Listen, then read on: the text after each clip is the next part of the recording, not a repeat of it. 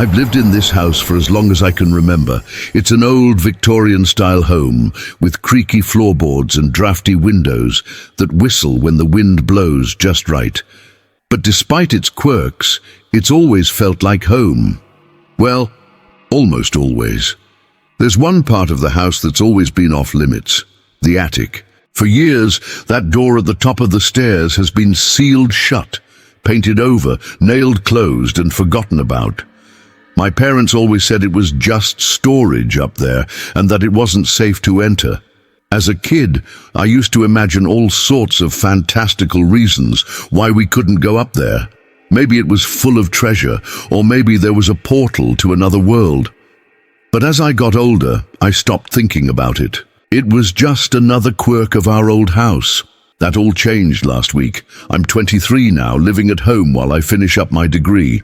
My parents were out of town for a conference, leaving me alone in the house for the first time in years.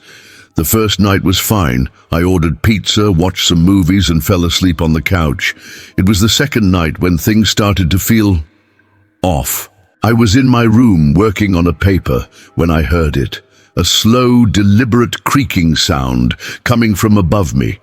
At first I thought it was just the wind. Our house makes all sorts of noises when the weather turns. But this was different. It was rhythmic, almost like footsteps. Creak, pause, creak, pause. I tried to ignore it, turning up my music and focusing on my work. But it continued, steady and unrelenting, for nearly an hour before finally stopping. The next night, it happened again. Same time, same steady rhythm. Creak, pause, creak, pause. I tried to rationalize it. Maybe it was just the house settling. Old homes do that, right? But deep down I knew that wasn't it. This sound was too deliberate, too consistent. I found myself staring at the ceiling, trying to pinpoint exactly where it was coming from. It seemed to be directly above my bed, in the attic we'd never entered. By the third night I was on edge. I hadn't slept well, jumping at every little noise in the house. As evening approached, I felt a sense of dread building in my stomach. Sure enough, just like clockwork, the creaking started again. But this time, I couldn't just sit there and listen. I had to know what was causing it. Heart pounding, I crept out of my room and towards the stairs. The creaking continued overhead, seemingly oblivious to my movement. As I reached the top of the stairs, I froze. The attic door, which had been sealed shut for as long as I could remember, was slightly ajar. A thin line of darkness peeked out from behind it, taunting me. My hands shook as I approached the door. This wasn't possible. It had been painted over, nailed shut. There was no way it could just open on its own. But here it was, undeniably cracked open. I reached out, my fingers brushing against the peeling paint. With a deep breath, I pushed it open. The hinges groaned in protest, sending a shiver down my spine. I fumbled for my phone, turning on the flashlight to illuminate the space beyond. Dust motes danced in the beam of light, swirling in the disturbed air. The attic stretched out before me, a cavernous space filled with shadows and forgotten things. I hesitated at the threshold, every instinct screaming at me to turn back, but curiosity, that damned human trait, pushed me forward. I stepped into the attic, my footsteps muffled by a thick layer of dust. The air was stale, heavy with the weight of years of disuse. Old furniture loomed in the corners, draped in yellowed sheets. Boxes were stacked haphazardly, their contents a mystery, but it was what lay in the center of the room that caught my attention. There, on the bare wooden floor, was a single, yellowed envelope. It looked out of place among the dust and cobwebs, as if it had been placed there recently. My heart raced as I approached it, bending down to pick it up with trembling fingers. The envelope was unsealed, its flap hanging open invitingly. Part of me didn't want to look inside, didn't want to know what secrets it held, but I couldn't stop myself. I reached in and pulled out a single sheet of paper. It wasn't paper, it was a photograph. As my eyes adjusted to the dim light, I felt the blood drain from my face. The photo showed a bedroom, my bedroom, and there, in the center of the frame, was me, sleeping. The angle was strange, as if the photo had been taken from above, from the attic. I stumbled backward, the photo slipping from my numb fingers.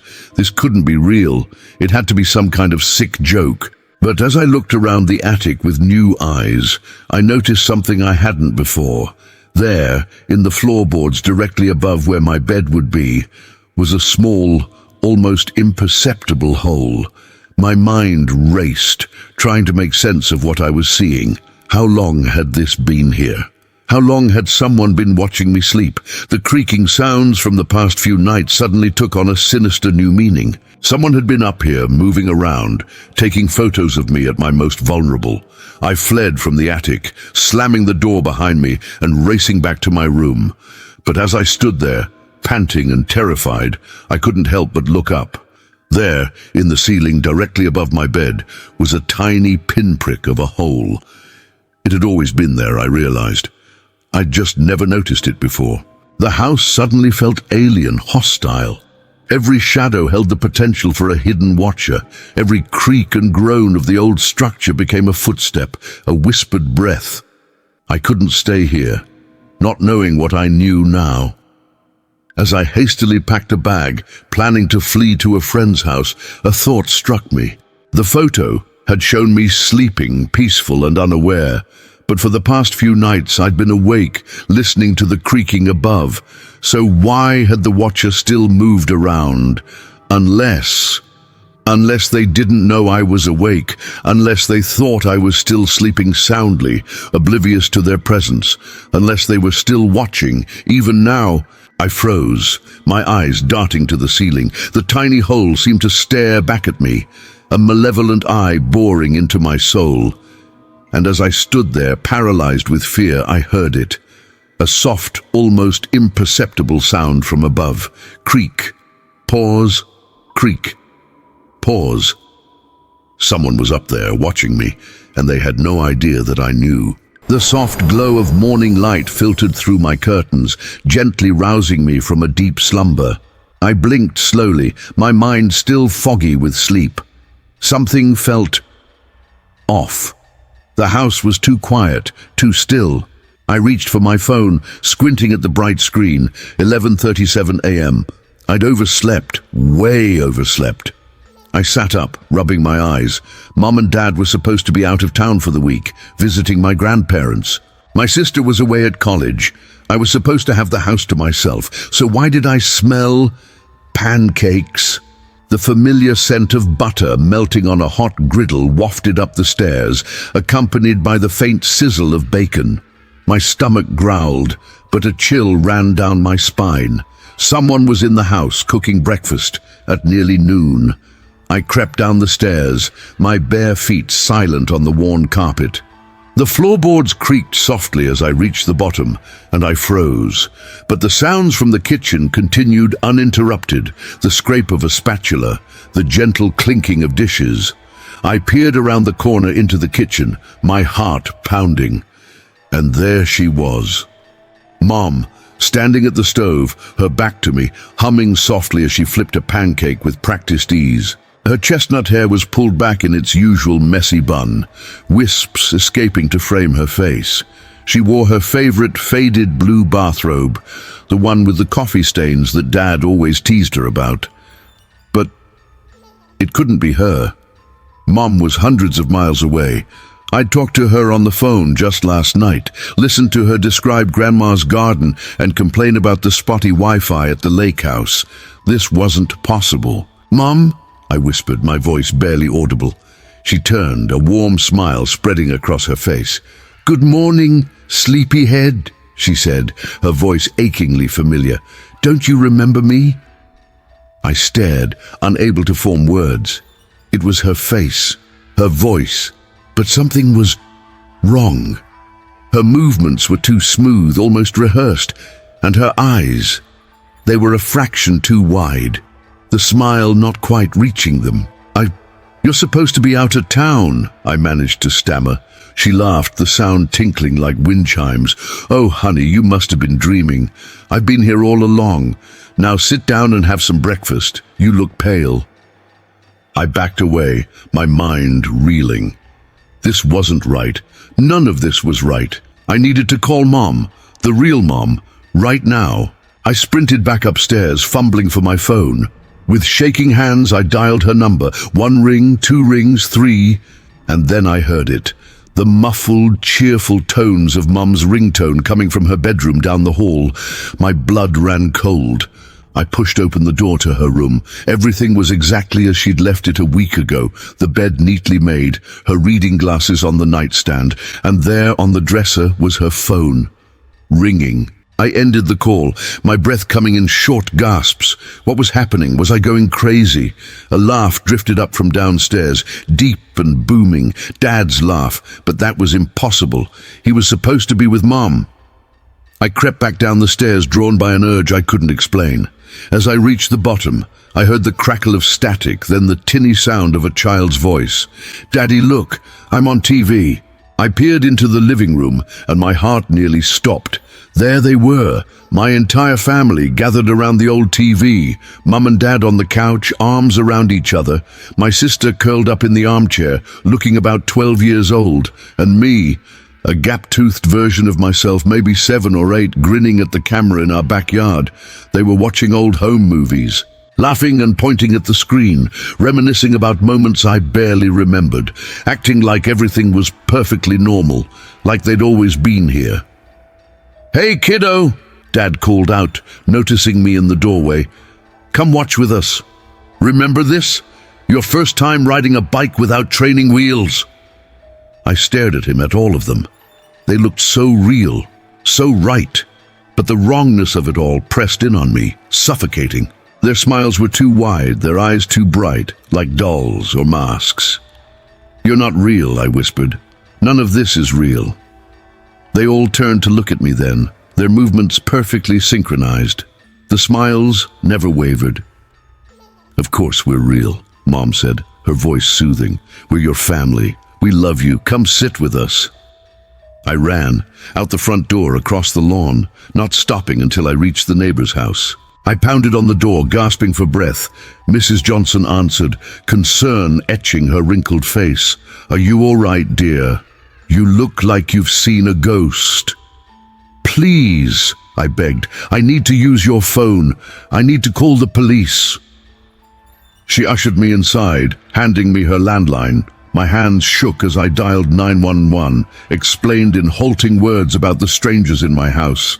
The dispatcher assured me they were sending officers right away. I waited on Mrs. Johnson's porch, watching my house.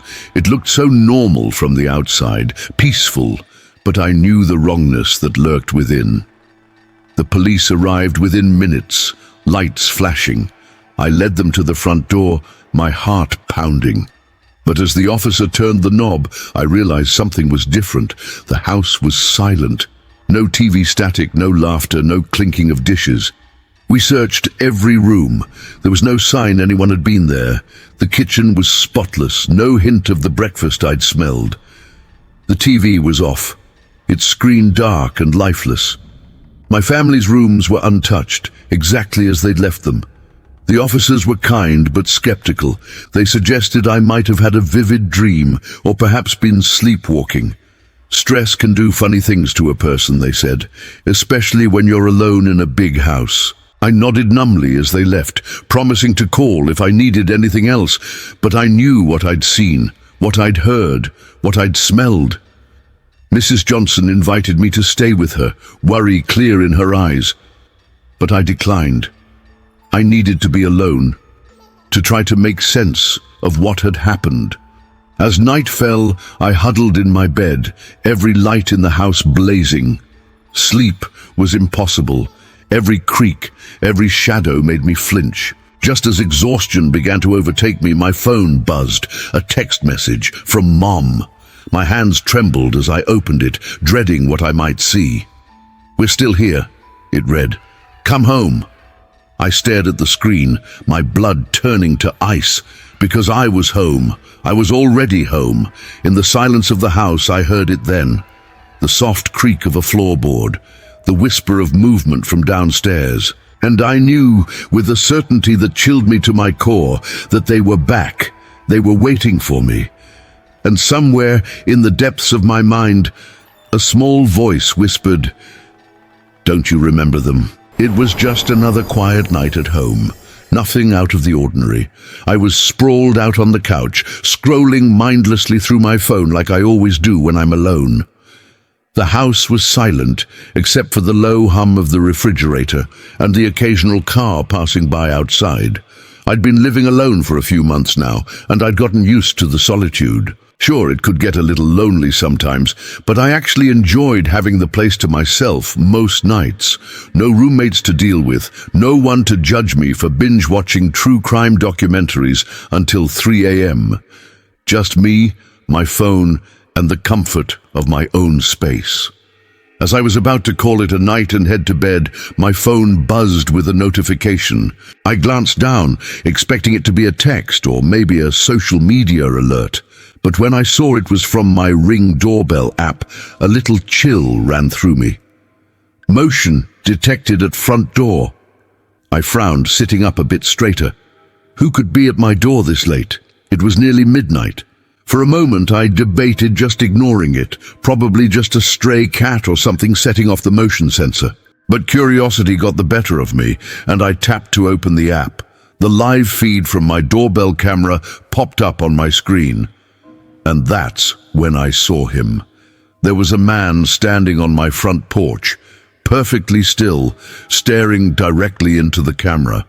He wasn't moving at all, wasn't knocking or ringing the bell, just standing there, staring. A chill ran down my spine. Who was this guy? What did he want? I watched the feed, waiting for him to do something. Knock, speak, anything. But he just stood there, unmoving. The longer I watched, the more unsettled I felt. There was something off about his stance, about the way he was looking right into the lens, like he knew I was watching. And then, slowly, his lips curled into a smile. Not a friendly smile, it was cold, predatory, like he knew something I didn't. I felt my heart rate pick up. This wasn't normal. This wasn't just some confused delivery guy or lost traveler. Something was very wrong here. I kept the feed open, unable to look away. Minutes ticked by and still he didn't move, didn't speak, just stood there, smiling that eerie smile. Finally, I couldn't take it anymore. I needed someone else to see this, to tell me I wasn't crazy. With shaking hands, I called my best friend, praying she'd pick up despite the late hour. "Hello?" Her groggy voice came through after several rings. "Sarah, thank God," I said, my voice trembling slightly. "I need you to look at something for me. I'm sending you a link to my Ring camera feed. Tell me what you see." I quickly shared the link, then waited, my breath caught in my throat. "Okay, I'm looking," Sarah said after a moment. "But I don't see anything. Just your empty porch." "What?" I said, my blood running cold. "No, that's impossible. There's a man standing right there, staring into the camera." "I'm telling you, there's no one there," Sarah insisted. "Are you sure you're not just tired, maybe seeing things?" I mumbled something about needing to go and hung up, my mind reeling. How could she not see him? He was right there. I looked back at my own phone, at the feed still running, and just like Sarah said, the porch was empty. The man was gone. I replayed the last few minutes of footage, but there was nothing. No sign of the man, no indication anyone had been there at all. Had I imagined the whole thing? My hands were shaking as I set my phone down. I needed to make sure. I had to check, had to know for certain my door was locked and secure. I made my way to the front door on unsteady legs. My hand hesitated on the doorknob for a moment before I steeled myself and threw it open. Nothing. The porch was empty, just like the camera now showed. I let out a shaky breath, feeling silly for getting so worked up. It must have been my imagination after all. Too many scary movies lately, I guess. I was about to close the door when something caught my eye. There on the hardwood floor just inside the entryway was a set of muddy footprints. My blood turned to ice in my veins.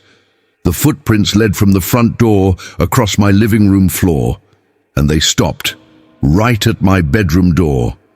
I stood frozen, unable to process what I was seeing.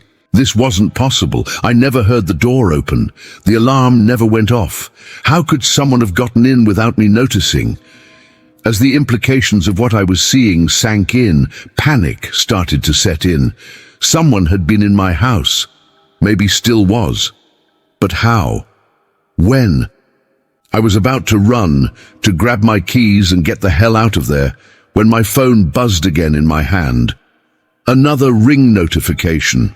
With trembling fingers, I opened the app one last time, and what I saw made my blood run cold.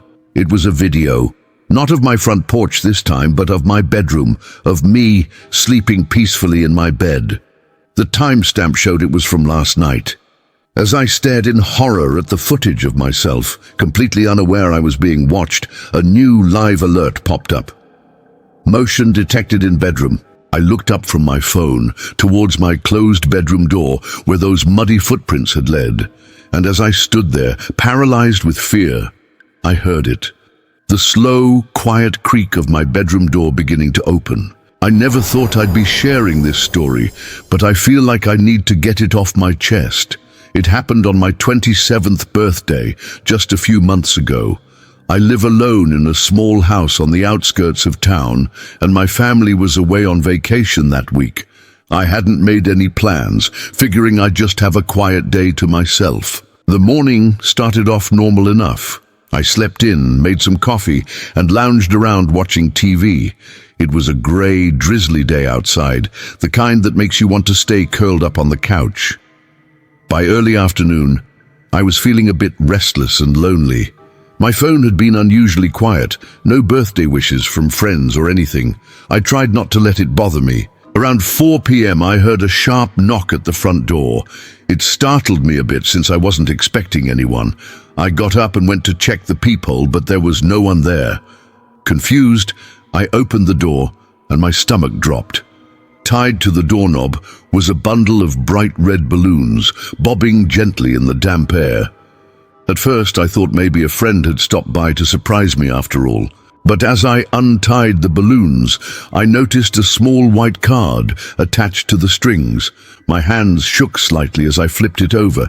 In neat black handwriting it said, "Happy last birthday." A chill ran through me. What kind of sick joke was this?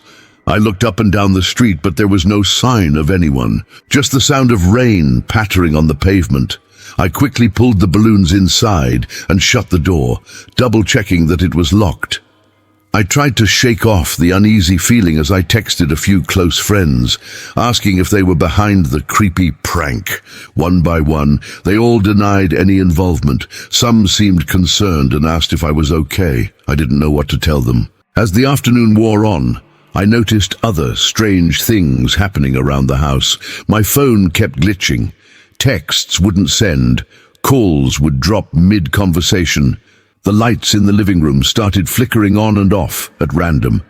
I told myself it was just a power surge from the storm, but deep down, I felt like something was very wrong.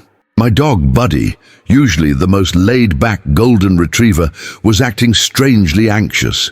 He kept pacing by the front door, whining softly and staring at it like he expected someone to burst in at any moment.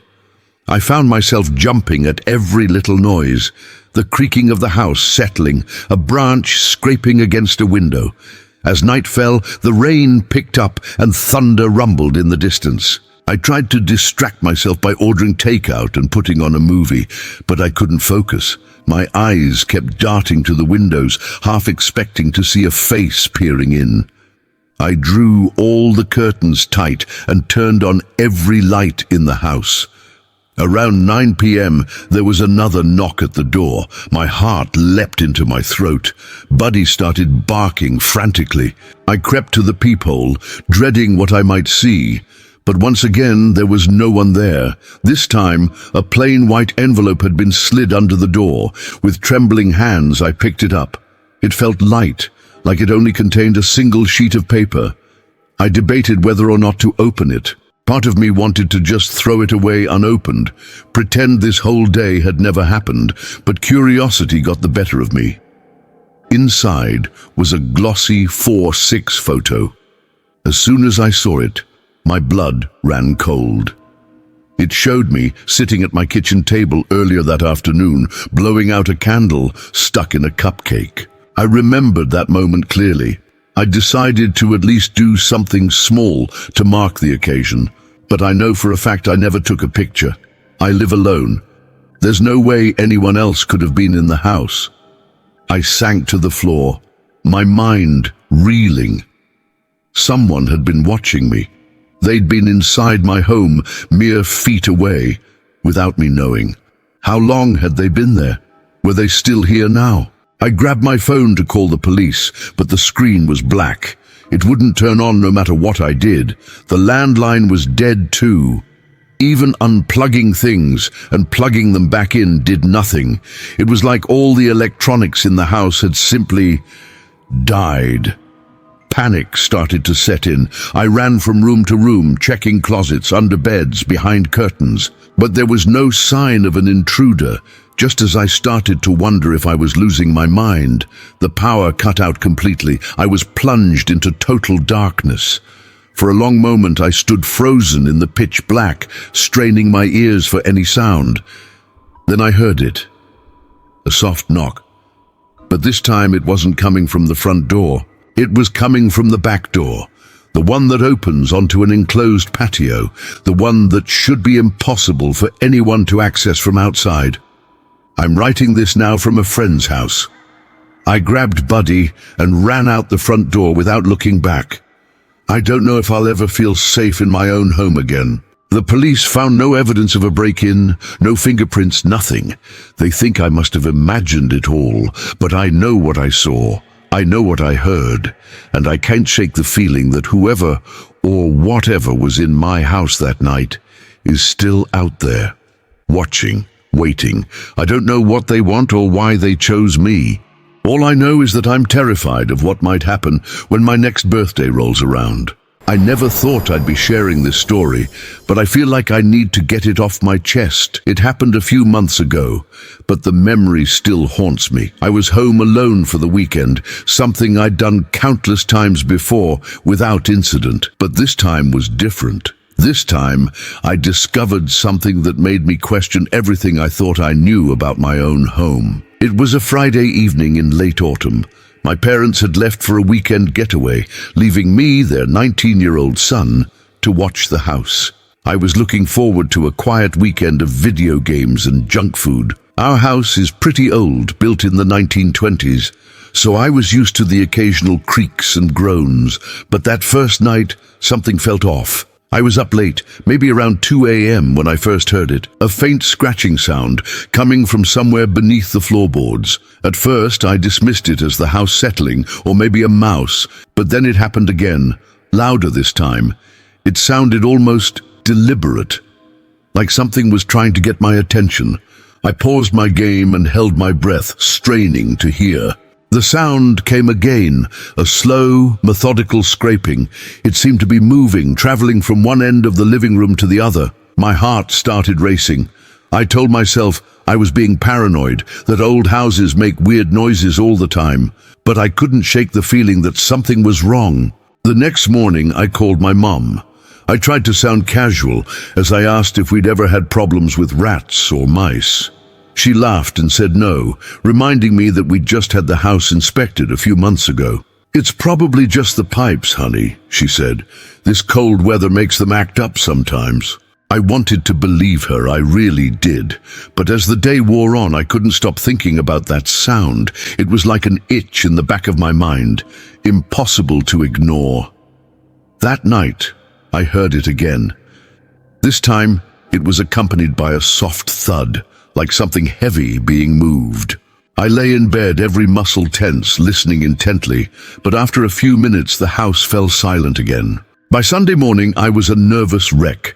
I hadn't slept well, jumping at every little noise. As I made my way downstairs for breakfast, a new smell hit me. It was faint at first, barely noticeable, but as I got closer to the kitchen, it grew stronger. It was a sour, unpleasant odor, like something had gone bad in the fridge. I spent the next hour searching the kitchen, throwing out anything that looked even slightly questionable, but the smell persisted. It seemed to be coming from the vent near the floor, the one that led to the crawl space beneath the house.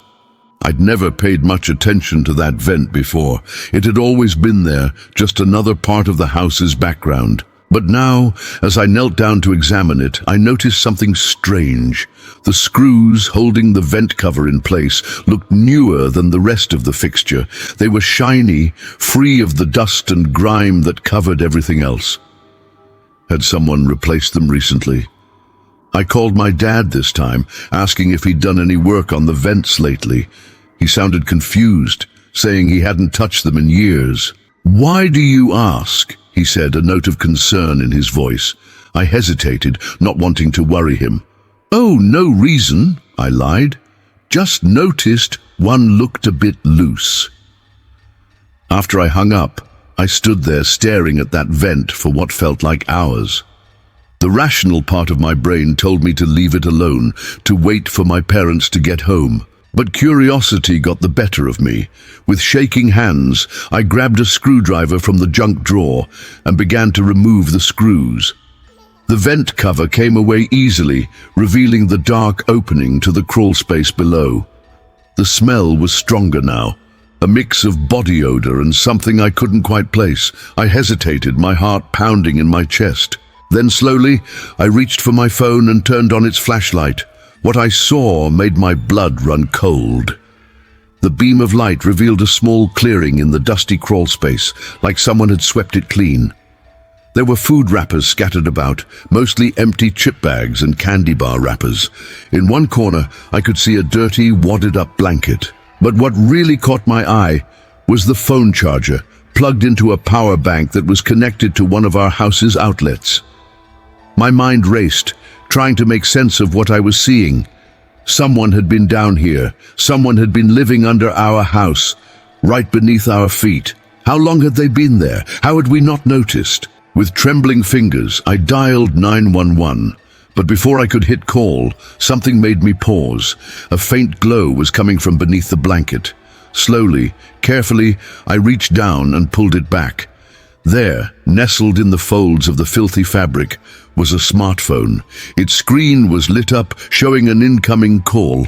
My heart nearly stopped when I saw the caller ID. It was my own number. I stumbled backward, dropping my phone in the process. It clattered to the floor, the sound echoing in the suddenly too quiet house. I ran, not stopping until I was outside, gasping for air on the front lawn. The police arrived a few minutes later, responding to my panicked call. They searched the house thoroughly, but found no sign of an intruder. The crawl space was empty, save for the blanket and wrappers I'd seen. They took my statement, asked if I had any enemies or if I'd noticed anything else suspicious. But in the end, they chalked it up to a prank or a homeless person who'd since moved on. My parents came home early, worried sick after hearing what happened. We had the locks changed, installed a security system, but nothing could erase the memory of what I'd seen, of that phone lit up with my own number. It's been months now, and I still lie awake at night, listening, wondering, was I ever really alone that weekend? Or was someone always there, just out of sight, watching and waiting? Sometimes, when the house is quiet and I'm drifting off to sleep, I swear I can hear it again. That faint scratching sound coming from somewhere beneath the floorboards. And I can't help but wonder, was he ever really gone?